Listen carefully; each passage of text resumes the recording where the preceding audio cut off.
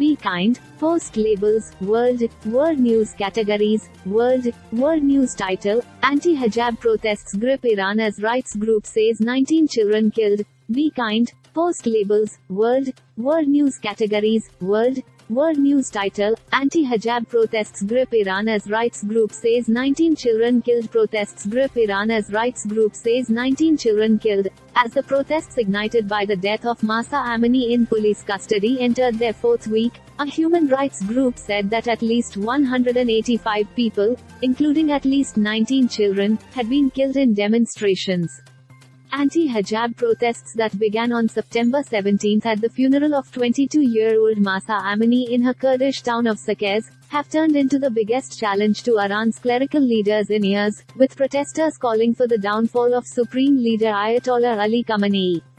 At least 185 people, including at least 19 children, have been killed in the nationwide protests across Iran. The highest number of killings occurred in Sistan and Baluchistan province with half the recorded number, the Norway-based Iran Human Rights said on Saturday.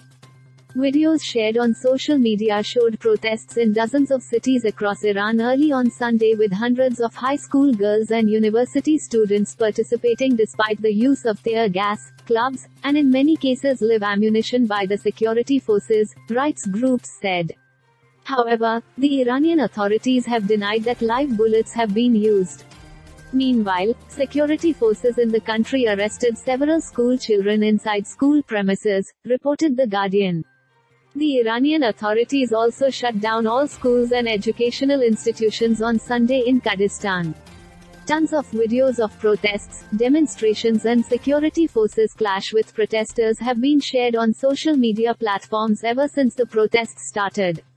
A video posted on Twitter by the widely followed activist 1500 Tasveer showed security forces armed with clubs attacking students at a high school in Tehran. Amini was arrested in Tehran on September 13 for wearing inappropriate attire. She died 3 days later at a Tehran hospital. A state coroner's report on Saturday said Amini had died from pre-existing medical conditions.